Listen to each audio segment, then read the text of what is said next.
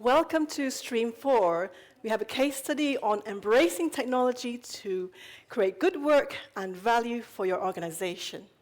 My name is Haifa Montzaini. I'm Senior Research Advisor in Data, Technology, and AI. We have an interesting case study from AstraZeneca in this session about how they launched their HR Being Digital series to raise the digital and data capability of their global HR community.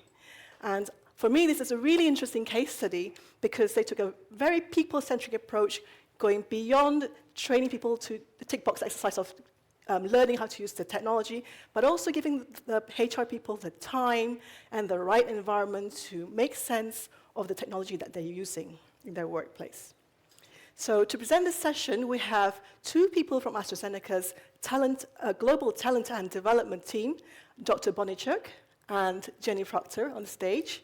Bonnie is the Global Capability Lead, and she is an expert in knowledge management, collaboration, digital workplace. She's got a track record of transforming how people learn in organizations even before AstraZeneca. And her colleague, Jenny Proctor, will also be co-presenting, and she is a chartered member of the CIPD with over 20 years experience in learning and development. So I'm really excited to hear their presentations.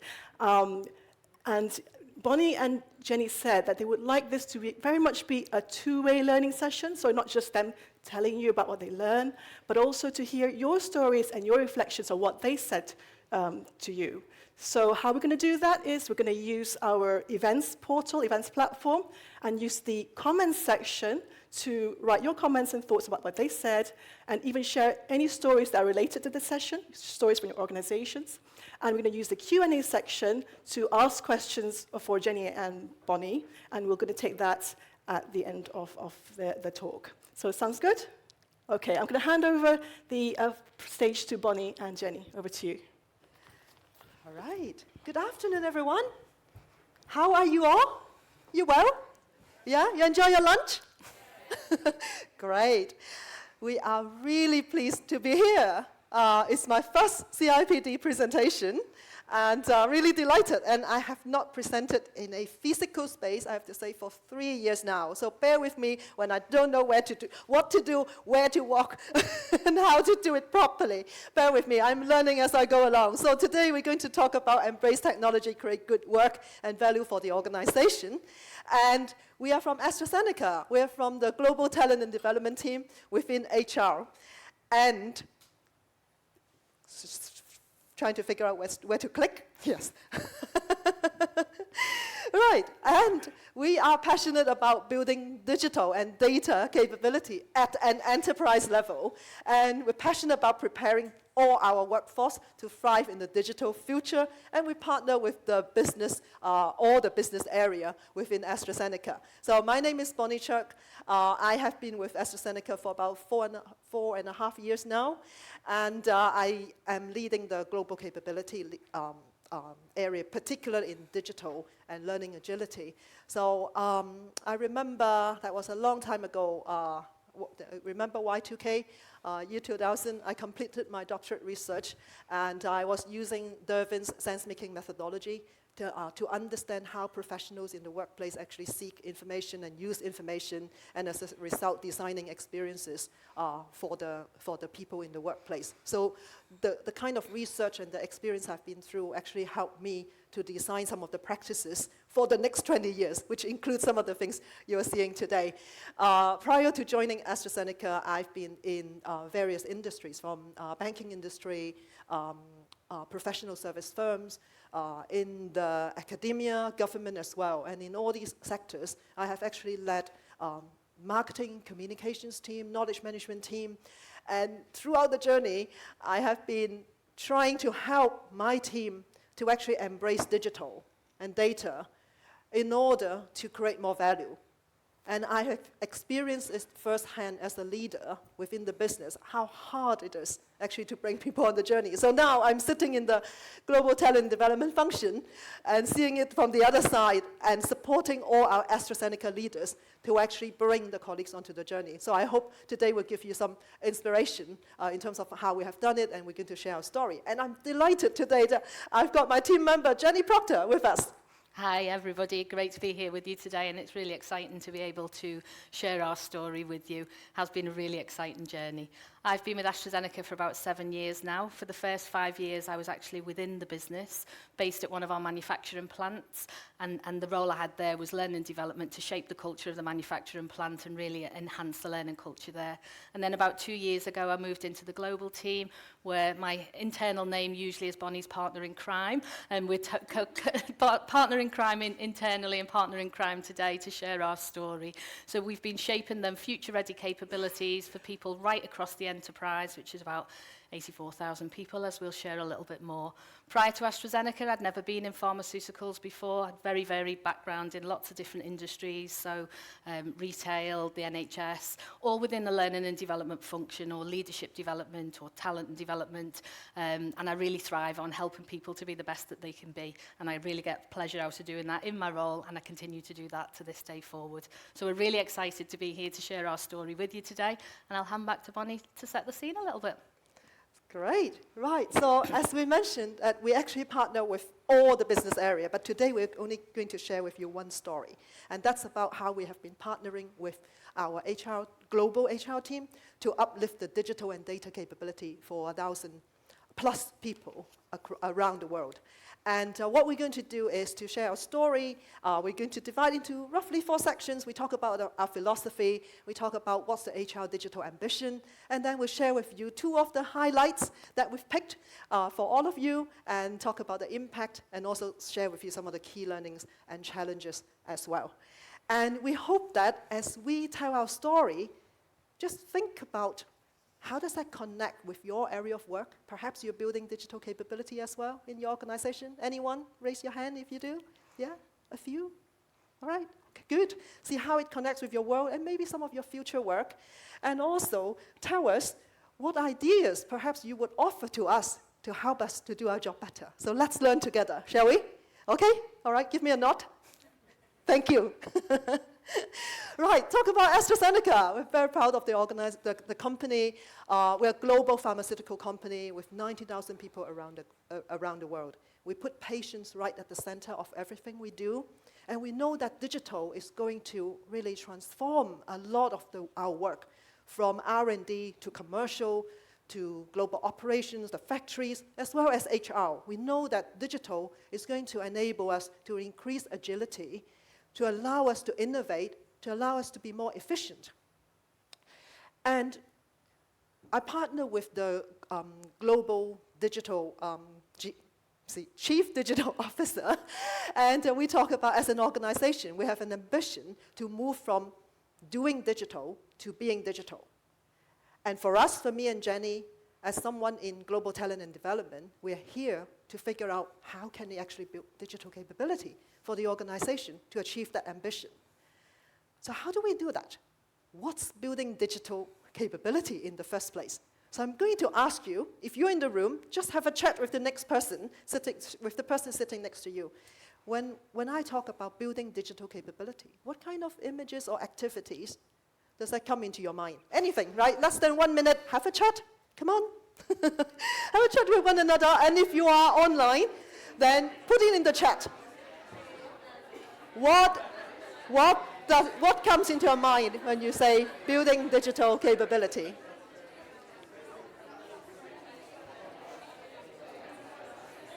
Any words, images?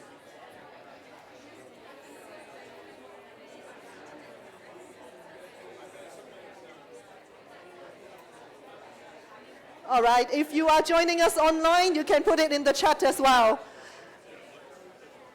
Appreciate you spending some time thinking about it.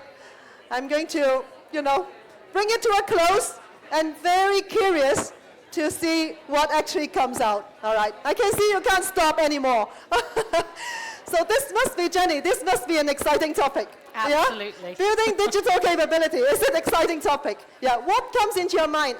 My guess is, if I ask, different table, you probably have very, very, very different answers, and I will be checking the chat to see what's coming through. And in fact, that's one of the big questions that we have as well. When we go to the business and we say, we're in the business of building digital capability, what questions, Jenny, do we always get from our business? What do we mean by digital? What is digital? Right? Not even we can't, it's difficult to answer what's building digital capability, but even just the basic question of what is digital. Actually, what does that really mean? So we need to have a framework to actually allow us to have the conversation with the business. So that's the two hats that we've been using to engage with any business we work with, including HR as an example for today. So what's digital? Our Chief Digital Officer and our senior digital leaders around the globe are saying that we need to move from doing digital to being digital. Doing digital means just using some tools, maybe your phone, maybe your watch, maybe some systems, and get your work done. That's doing digital, but that's not our ambition, not our ultimate ambition. We need to move from doing digital to being digital. Being digital means it's a way of working, it's a way of thinking, it's mindset, behaviors. It's also about putting people right at the center, our patients, our employees, our customers. So that's why you can see the two hats. And also, being digital requires us to have learning agility, because we need our workforce to be open to new tools, new ways of working, so that we can actually truly embrace digital to create new value. So that's how we started our journey. And we use these two hats to guide our conversation with the business. And the two heads are really where we started with the HR community. So as Bonnie's already said, we partner with lots of different business areas, and today we're just going to focus on the HR community because it's appropriate for today. When the HR leadership team came to us and said, we really want to start to build that digital capability, this is exactly where we started with those heads. Well, what do you mean by digital capability? And actually what you've all just done, there was lots of different ideas, there was lots of different people, so we needed to align what we meant with them. The ask from the HR community as we tried to understand what they wanted to achieve, and particularly from the ask from that leadership team, is what they told us is that they really wanted to get the HR community, regardless of what part of HR they were in. So we've got centres of excellence in reward, in TAC, in global talent and development. We've got HRBPs out there, so lots of variety of needs. But the ask that they told us is we want to get them using our HR systems in an effective and efficient way. And when we thought about that ask, actually it was more about the doing digital. They were really focused on the tools. So what we could have done was just taken that ask and said, right, okay, we can tick a box, we can deliver some HR tools training for you and get people understanding the tools a little bit differently. Or we can actually take this opportunity to think broader and think about how can we influence HR, who are then out in the business, influencing the business, to look at how do we work in a more digital way. What does that do in digital mean? So we decided not to roll out tool tick box HR systems training because we knew that wouldn't work. We knew we needed to take a different approach, and we knew we needed to get people to really experience and feel something different, something that would create an insight for them, that would get them more motivated, would help them to understand what we mean by digital, and that would then invigorate a bit of a motivation and a passion for hopefully them to kick off their own individual learning journey to individual, because everybody's at different paces and different points and starting points on that journey. So we knew that we wanted to really use this focus throughout 2022 as a starting point to get the HR teams to start moving on that digital journey, wherever that may be.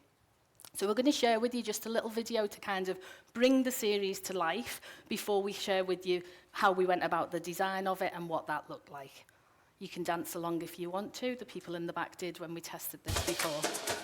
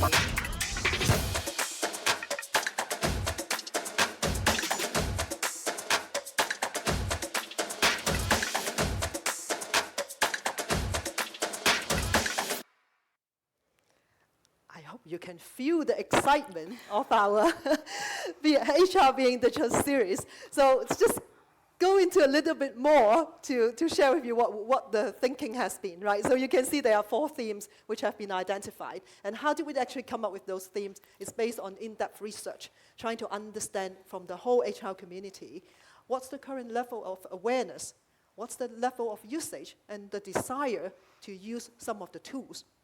And through that, we identified there are gaps. And these are the gaps that people actually mention. They want to learn more about Workday because that's our core bread and butter, the HR system. And under the theme of loving our data, our colleagues are saying, I want to learn more about MicroStrategy, Power BI, and Excel, right, in a more advanced way of using Excel. And under be productive and happy, our colleagues want to learn more about how do we actually use the collaboration tools well? How do we use Office 365?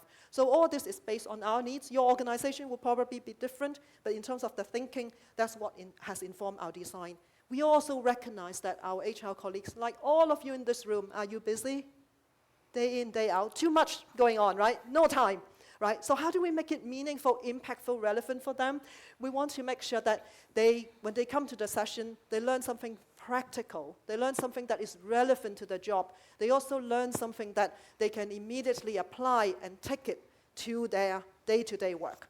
So with that, we actually designed the whole series using these 4 guiding principles. To be honest, this is not just for the HR community. We're doing this for all our other digital learning experience design. We follow this principle as well. So in a nutshell, we invite colleagues to think big, right? For HR, what does that mean when digital enable us to deliver world-class HR service? What does that look like? We want people to dream big.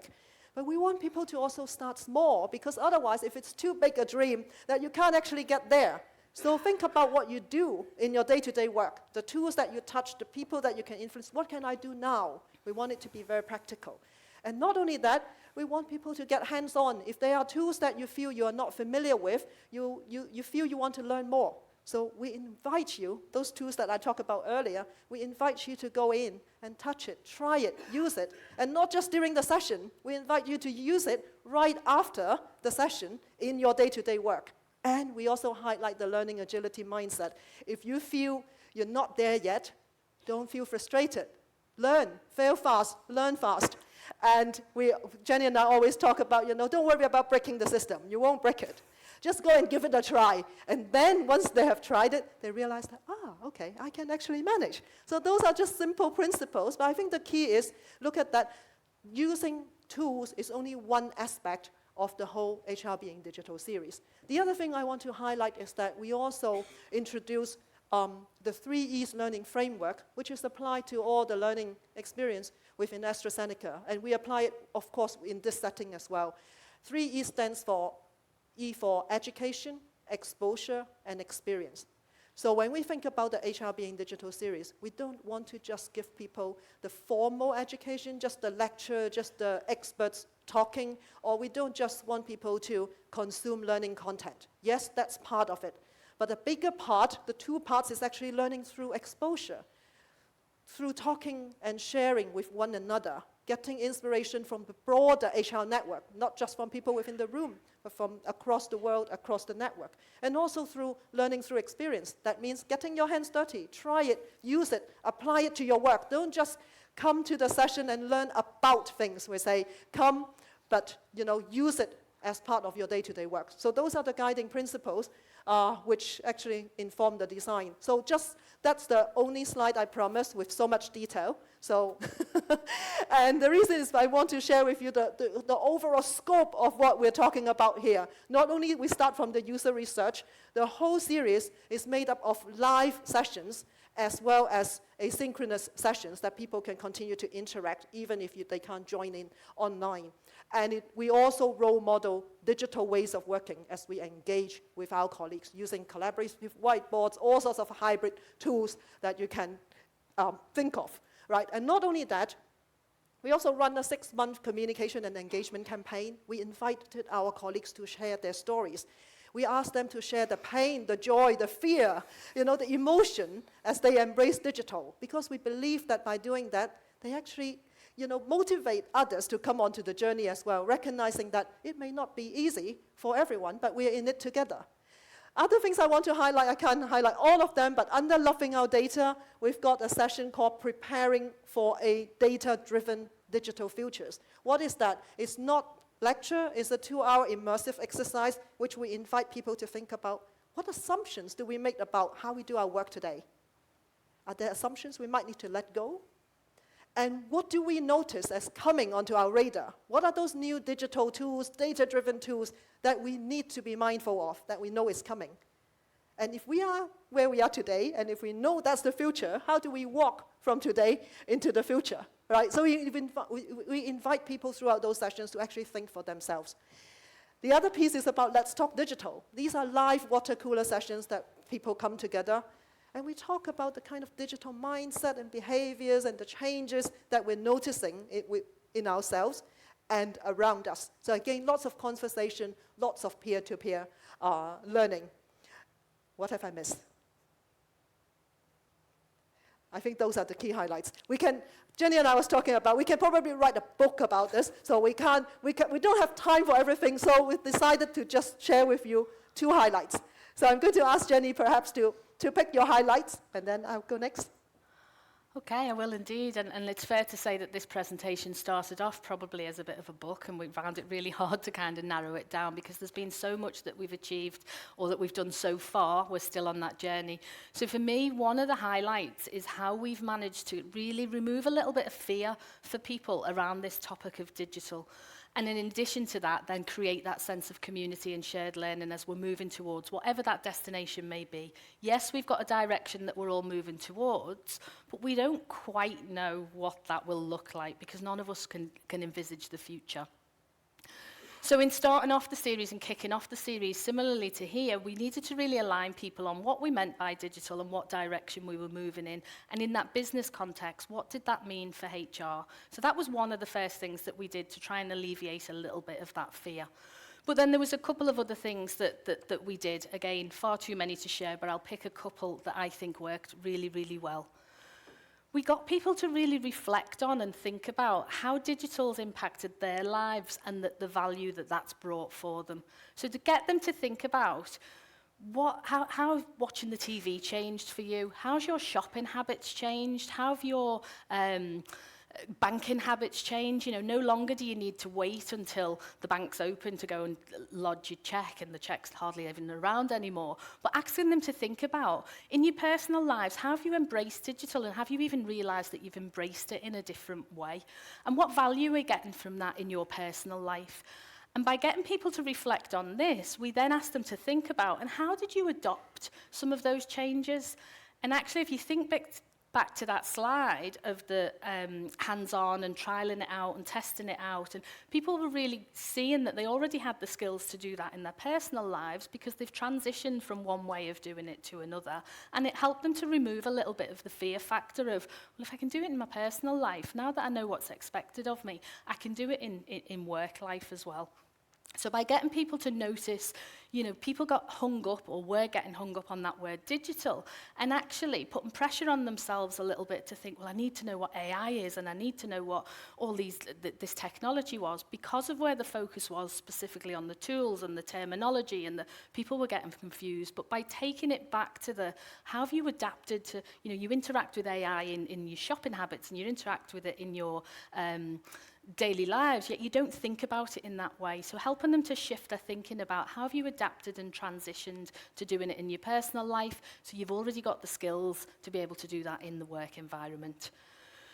We touched a little bit about, throughout this whole series so far, and we're not done yet for this year, we're moving into that final section, we really have role modelled different digital ways of working. I touched on before that we wanted to give people an experience, so we wanted to show them that there were different ways of working. We had to balance that between what the organisation was used to, so meet them where they're at, and sessions or coming together synchronously is something that everybody's used to. But we also brought in a lot of asynchronous ways of working throughout the session as well. So working on Miro boards that people across the globe could access any time, increased transparency of work that was going on across the globe. We would run little 5-minute flyovers if people couldn't attend the session, because let's face it, even though it was recorded, if they couldn't spare an hour to come to the session, they're certainly not going to spend a whole hour watching the session afterwards. So we were doing little 5-minute flyovers to say, here's what went on. If you want to find out more, here's where you can go to and find out. Bonnie's already mentioned them authentic digital stories. But what was even more interesting about those was that we wanted to really level the playing field. We wanted people to share those vulnerabilities and successes, but at all levels of the hierarchy, so that people who could see, somebody who they maybe look up to at a really senior high level was sharing them same vulnerabilities as well. So we leveled the playing field through them digital stories, and also got some conversations going on our internal social media channel to keep conversations going. So everything wasn't happening synchronously, people could still be learning from each other outside. And finally, how we've devised the session. Yes, we kicked it off with the ask, but that was a top-down ask. We actually invited people throughout the HR community to come and help us shape it. We started with a minimal viable product, and then people from across the community have come and helped us shape it. It wasn't all on us. So really building that sense of community. So far, and it is early doors, but this is some of the things that we've seen change. Definitely an increase in curiosity of people wanting to know more, try out more, experiment more. We've seen the networks expand, even down to things like the digital team, the HR digital team who usually launch digital products. We've got them connecting with the communities in different ways, and then really increasing the visibility of cross-functional sharing. So I'll hand it back to you to share one of your highlights. Right, so thanks, Jenny. The highlights for me is actually how we have actually designed those water cooler sessions, live water cooler sessions, to invite people to make sense of what's digital together, and through storytelling. So, and the reason is I go back to the point that moving from doing digital to being digital is actually a form of change. And when you want to drive that kind of sustainable change, I can't just point to Jenny and say, Jenny, you need to learn, you need to be better, you need to, you need to go digital. I'm not sure that will go down really well. So instead, we send an invitation for everyone, why don't we come and to make sense of it together? No matter what level in the organization you are at, you come here and let's have a conversation. And one of the tools that we have used to support us, if you go back one slide, it's like we launch an online reflection tool. And imagine each one of you, consider you one of our participants. I'll be asking you to share an experience, a real, personal, authentic experience, how digital has either helped you or hindered you to do your job. As simple as that, one question. That actually triggered a lot of thoughts. And I'm sure each one of you would have different stories to tell, right? Just think about what story is in your head. And as you tell your story, as our participants tell the story, we ask them to self-interpret the story. Using some kind of triangles, I'm just showing you one of them, right? And for example, the story that you have in your mind, if I were to ask you, in this experience, what have you observed, right? I don't know what stories you tell, you may be thinking about different things, but these are some of the qualities you can decide, how do I interpret the story that I've told? Do I observe more curiosity or collaboration or bravery? It can be somewhere in between, and that's fine, you can put it in the middle, or you can make it skew to whichever side that represents you and your story. And why are we doing that? Because as we actually collect more and more stories from the HR community, patterns emerge. These are real time, these patterns emerge real time. And these patterns are telling us the current digital mindset and behaviors within the HR community. We can do it globally, but just as an example, as a use case, this is just for the HR community. So what do you see, right? We can talk about all the aspiration, how we need to be agile learner, but what is seeing is loud and clear that by aggregating all the stories, we can see collaboration is pretty strong. But this also makes us think, what about curiosity and bravery?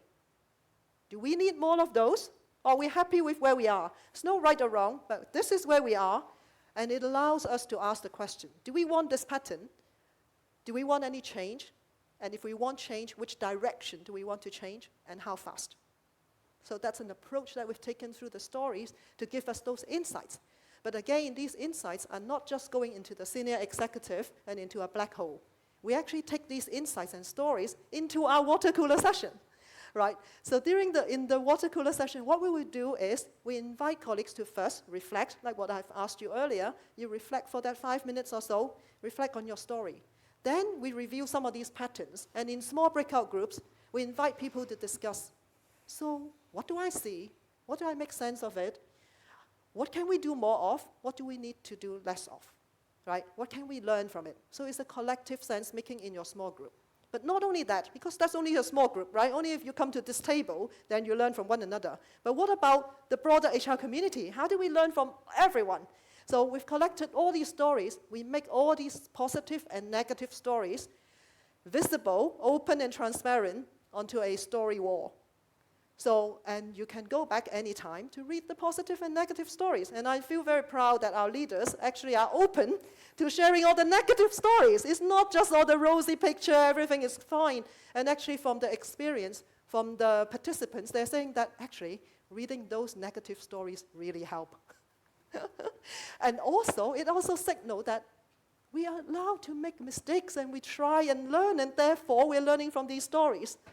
So that's the highlight, right? So in terms of so what's the impact? I think instead of lecturing people, telling people what to do, by inviting people to make sense of it all together, we increase the motivational level.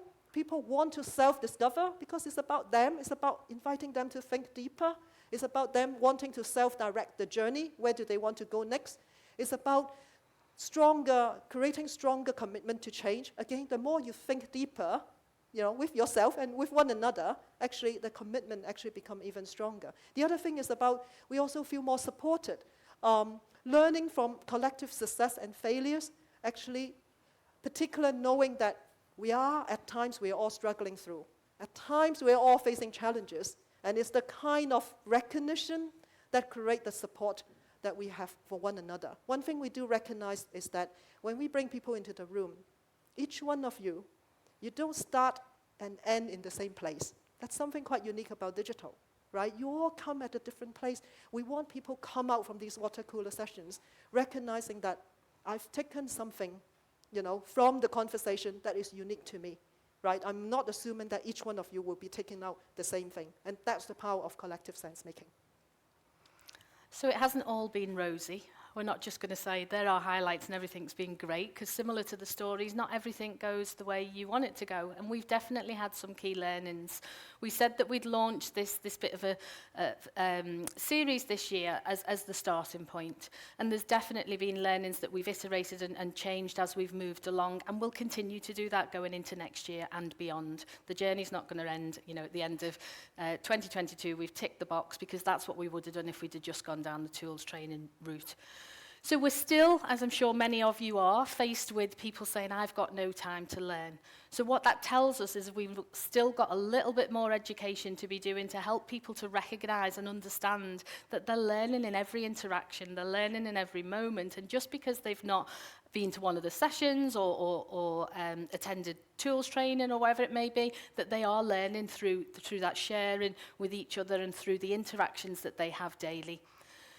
Attendance, again, I'm sure a lot of you achieved that. We've got a bit of a legacy where people want to know how many people attended, and so still from maybe some of our more senior leaders thinking if we haven't got people in a synchronous session, then they're not learning. So still work to go there, because there's still people interested in how many people attended. And actually for us, it's not about the attendance. We see lots of amazing things going on around the organisation, and the HR series was as a way of elevating some of them good practices to share what was going on. It didn't have to happen synchronously, it could have been asynchronously as well.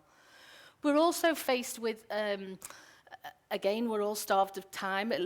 These kind of link together. Short-term thinking versus long-term thinking. We've all got to-do lists. We've all got actions that we need to get put on. But actually, if you're so heads down in what you need to get done today, are you thinking about future-proofing your skills? Because the way that we work today won't be the way we work in the future. So trying to get that balance right for people to get their day-to-day done, but also recognising that in the future, things are going to change, and the way we work now won't be working the way it was. And then finding that balance. We talked very much about collective sense making and ask, not tell. So in that real coaching format, along with our performance development type approach at AstraZeneca, we do want to ask people, we do want them to self-identify where they need to go next and what they want to do. But we also need to get that balance right, because there is an expectation as across HR that they do use these tools to maximum effect. So getting that balance right between mandating how you do it versus discovering what's the best way for you is a balance that we need to get right. That said, learnings to be taken into account, we definitely have seen some shifts or are continuing to see some shifts. We've had some really good endorsement from the HR leadership team and the CHRO about what's been done so far and how people have experienced something different. They've embraced different ways of working and tried out new things.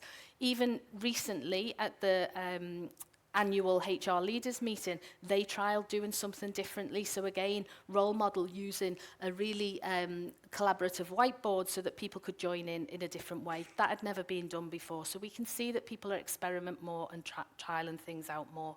We have seen increased uses of core HR systems and HR professionals sharing with us how it saved them days and times and weeks of manual work.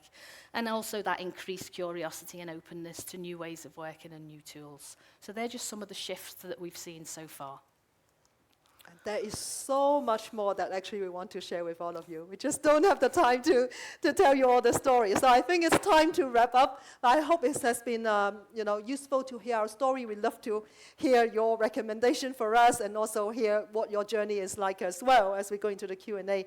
But in summary, what we share with you is when we talk about building digital capability, digital is not just about using some tools. It's a way of working. It's about shifting mindset, behaviors, ultimately to create value for the organization and for us, for the patients. It's about having a top-down strategy, but at the same time, I don't even call it bottom-up engagement. It's boundaryless. It's all levels, right? Connect as a community to learn together, to show that vulnerability, and really recognizing that we are on a journey together. So being digital is about change. Sustainable change has to come from within, and that's where we truly believe. And from a learning development perspective, it's like what we have done, I think, is that we have gone beyond training. We've gone beyond tools training. We basically have a melting pot of designing the learning experience that include role modeling, showing and not just telling, collective sense-making, communication, engagement, culture change, change management, all in one pot. So, and that's how we bring together the HR Being Digital series to our HR community and to our organization.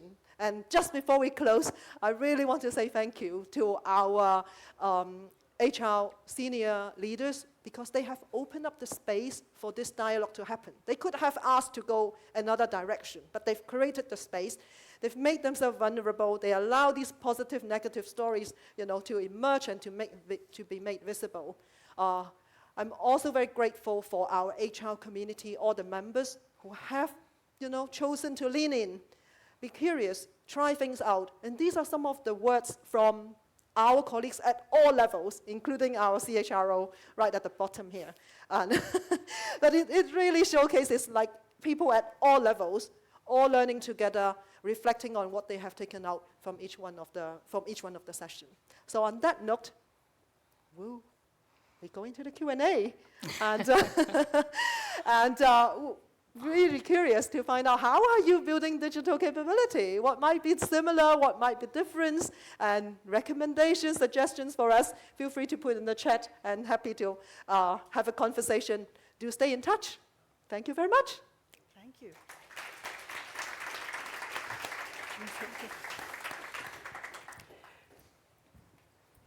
Thank you, Bonnie. Thank you, Jenny. I love the energy on the stage.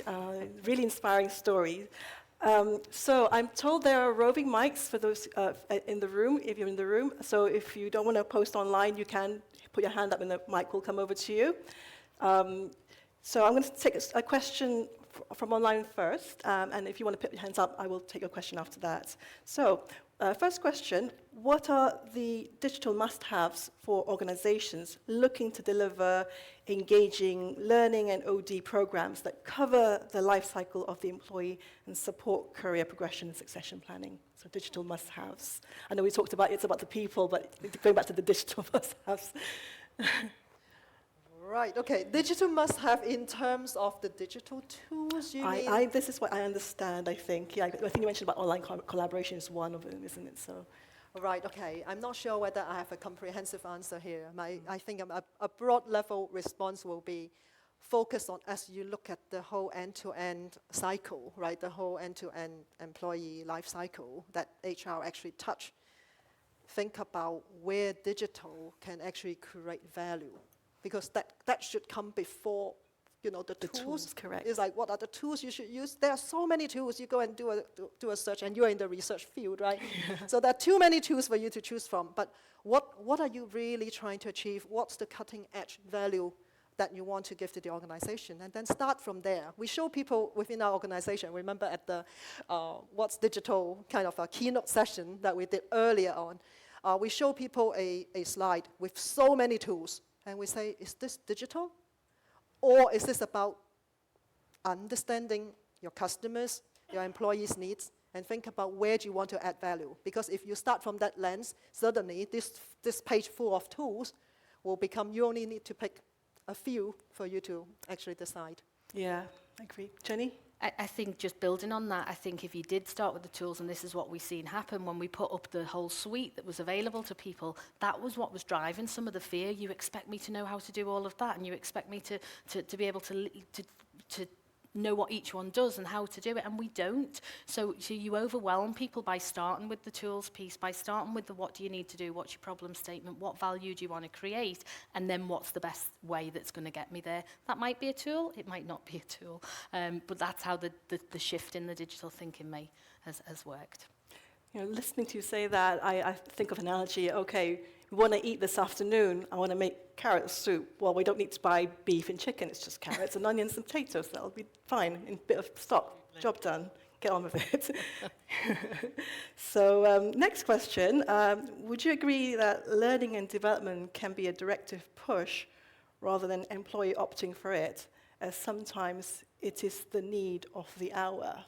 And were there any conflicts you had to face to resolution? So you talked about self-directed, you know, are there situations where actually you need to go and learn this, do it? Yeah, and I think that was the bit that I touched upon at the end there, getting that balance right between self-driven learning versus mandated learning. And there's different parts of the business that obviously we have to have specific mandated learning. And when we put it in the HR lens, as I talked about there, there are certain ways that we expect for consistency and data gathering and that sort of thing within HR that we need people to be mandated as this is the way you will do it. So that's where that tools training might become more applicable. However, it's not just about ticking a box and do this, do that. It's bringing them along on the journey and getting the balance between the two, I think, that works more effectively. So it doesn't take away that mandated piece, but it's how it's done. Yeah, it's the, I guess, the right approach for the right situation, isn't it? The self-directed part, I think, if I look back at your previous presentations, Bonnie, it's when the type of learning is kind of uncharted, isn't it? That's when the self-directed is really valuable, would you say? Absolutely. I think it's all about situational awareness. Sometimes when we say L&D, it's almost like we can teach and coach people on everything, but it depends on the topic, right? So in my head, it's like there are two parts to it. One is, I'm oversimplifying, right? But there's an ordered world, which is like you already know the answer. You know exactly what the best practices are, and you know if you do it right, you will get there. That's one type of L&D experience, and that may be more mandatory in the sense because you already know this is the right way to do things. Why don't you do it well? Just do it properly. However, for digital, it is actually into another space, which is about exploration. No one has all the answers yet, right? To the first question you asked me, what are those tools? How should we, go digital as an HR organization? There are lots of things that we do not have the answer. And when you don't have the answer, how can we teach? How can we tell people this is the 5 steps you need to do to get there? So, and if we can't do that, what can we do? That's another way of inviting people to make sense of it all together. I think that's where we need to find the balance, asking ourselves, what type of situation are we trying to address? If it's exploratory, if it's complex, then we need to really rethink how we traditionally run L&D. And I think just building on that, Bonnie used the word exploratory there. We've really used that analogy of think about yourself as an explorer. What would you put in your backpack? You wouldn't start your journey with absolutely everything that you think you might need, because it'll just weigh you down and it won't make you go forward. So how do you pack enough that you can get to the next step on your journey? You kind of know where you're headed to. You kind of know the direction that you're going to. So what do you pack lightly to do? And as an explorer, you get to your next step. You might be traveling alone, but you meet people on the way. You ask them for hints and tips of what they're doing. You unpack, repack for the next level of what you're going to face. What's the next thing that you're going to face? And we've kind of really built on that analogy, haven't we, to say, what do you notice? You know, you might notice the weather's changing. Do you carry on going in that same direction, or do you unpack, do you repack, and you go off to slightly get to the same where you're going, in that same direction, but you'll need different things along the route, and that's kind of an analogy that we've used to help people. And to go back to the two hats, that's why we say being digital requires learning agility. And the image, I'm happy to share that image with all of you, because what we have just shared is actually some of the inspiration keynote that we actually do within the organization. So the image is like a person really carrying a backpack, traveling light, and then heading to the train station, right, as an explorer.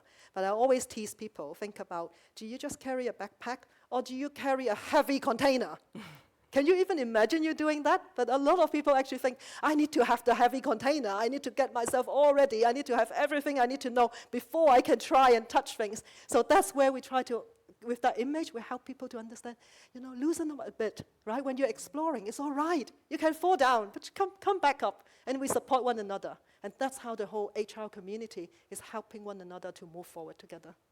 Great analogy. I have take the question on the table here. Yeah, hi there, Jim Ray from Syngenta. Thank you very much for your excellent presentation. I really like the community aspects of it and how getting everyone to express gave you different insights. I had a question on inspiring people. So we're trying to do a digital transformation for a particularly R&D audience. And there, what we're trying to do is help people understand what we're achieving through use cases and describing use cases. So where did use cases and business value fit into the vision you were trying to paint?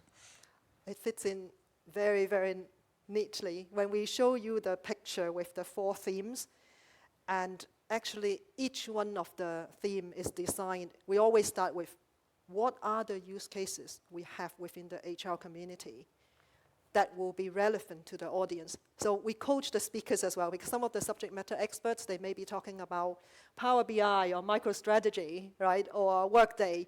And initially, and we do several rounds of review to understand what the presenter is going to share and whether it will be relevant to the HR community. So the first round tend to be very technical. People show all the features, all the tools, and then it's all great. Unfortunately, I say, hold on there. Jenny and I will say, okay, what do our HR people actually need to do? Here's an HR VP, here's an HR BP. What do they need to do? And then based on what they need to do, we say, okay, here are the 3 use cases that will resonate with our colleagues. And now we go back to the expert and say, can you tell your story and show the features in the context of these use cases? So the value proposition, super important. Going back to the target audience, super important. I love your question, and I think community, it's really important and useful to focus on the community and the value for the community. And to make that link, I guess, to the piece that we talked about, the extended working party who helped us shape the series, so it wasn't all just down to Bonnie and I. Yeah, we were the facilitators, we were the puppeteers with the strings, I guess. Having that vision was getting the real use cases from deep within the business, because obviously across the HR community you've got different roles, different day-to-days, different tasks that we were doing, but getting those people to come up with those scenarios so that people could touch them and feel them and see that they would do, these are activities that I would do in my day-to-day, and if I did it in this way, this is what it'd save me, this is what how I could do it differently. So it really people could see the value that it would bring to them. Now, that was a bit of a challenge because of the vast amount of different roles across HR, but we tried to land on some that were applicable to lots of different roles, regardless of the lens, whether it was through a TAC lens or a HRBP lens, and we incorporated that in the either sessions or the asynchronous work that we did afterwards. And if I may add one thing, is like not only we use case and case studies, but I think it's the emotion as well. So I wish we have time to show you more stories. We have colleagues actually talking about the joy, the fear, So those are the things, because if it's all rosy stories, saying that, oh, everything goes well, here's the tool, you know, everything will be fine. The reality is not like that, right? So by sharing it in a quite much more open way, and I talk about sharing some of the failures or some of the struggle that people have been through, I think those emotions also actually bring it to life, and recognizing that we are in it together and we're learning together. So it's like the use case, but also talking about not just the positive use cases, but also things that might go wrong as well. And learn from it as well, isn't it? Yeah. I'm going to squeeze one last question, 30-second answer, please. We can talk forever. Right. So someone asked, is it important to customize the training depending on person's age? Is it important, you know, do you personalize to some degree of, you know, more heavily to towards younger or older people? Does it matter? You answer first. I'm frowning when I... I know.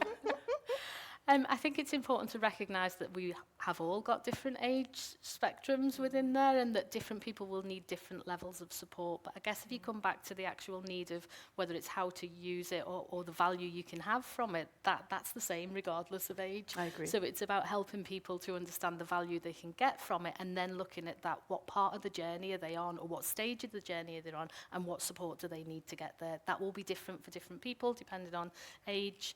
Don't know whether you want to add anything to that. That would be my view. I got this question actually even like 10, 20 years ago, right? Because as I mentioned to you, I help people to take people through the journey, right? Whether it's digital marketing, comms, knowledge management. There are people who are young at heart.